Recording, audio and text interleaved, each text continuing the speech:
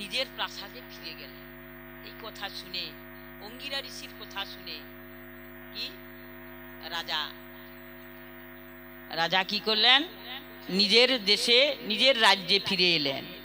আষাঢ় মাস উপস্থিত হলে রাজ্যের সকল প্রজা রাজার সাথে এই একাদশী ব্রতের অনুষ্ঠান করলেন। তাহলে সবাই রাজা রাজ্যে ফিরে এলেন এবং প্রজাবর্গ সহ সপরিবারে, অর্থাৎ পুত্র পরিবার যা ছিল সবাইকে নিয়ে এই শয়নী একাদশী ব্রত পালন করলেন।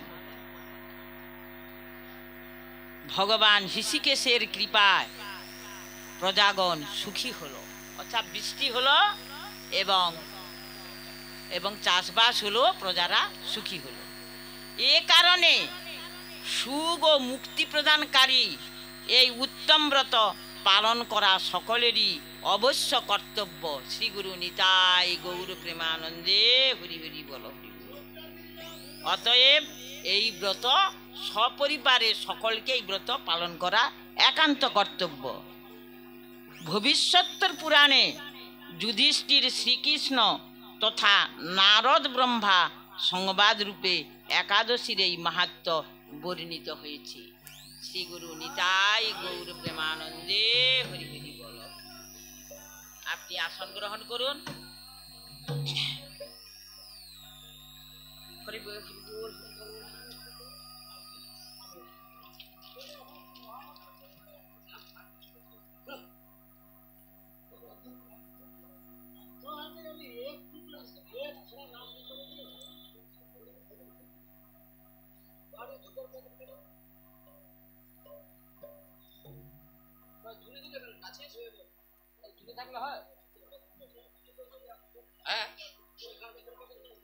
অত দূরে থাকলে হবে অত দেরি করে কেন? হরে কৃষ্ণ। না দেরি না, মায়ের একটু শরীর খারাপের জন্য, মায়ের জ্বর করছে, ওষুধ আনতে গেল, দেরি হলো। এখন ভালো আছে? আমারও তো রাত্রে জ্বর দিয়ে তারপরে আসছে। আমি না পাঠে 10 মিনিট দেরি হোক, ঠিক আছে? মাকে তো একটু, হ্যাঁ, না সেটা বাবারও শরীর খারাপ, তাই একটু জ্বর করছে। কর্তব্য না করলে তুমি কোথাও স্থান পাবে না, ঠিক আছে? তুমি যত একাদশী ব্রত করে যাই করি, মা কষ্ট পাবে, আমি বাড়ি আসবো, সে ভগবানও পর্যন্ত বদন থেকে হরি কথা বলে না, সে ওই জন্য বলি না, আগে কর্তব্য সম্বন্ধে জ্ঞান ছিল, আপনাদের সঙ্গ করতে করতে কর্তব্য সম্বন্ধে জ্ঞান।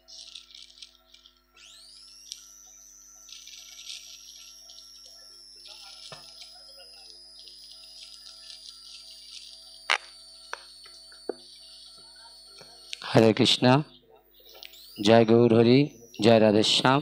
সবাইকে এসো, এগিয়ে এসো, এগিয়ে এসো। ग्रंथराज श्रीमद् भागवत महापुराण की आपन अपन गुरुदेव की भगवान मंगल हरिनाम संकीर्तन की भगवान मंगल हरिनाम संकीर्तन श्रवणकारी भक्तबिंद के आयोजनकारी गृहस्वामी की शयन एकादशी पालनकारी भक्तबिंद की निताय गौर प्रेमानंदे हरि बोल। केटे शुरू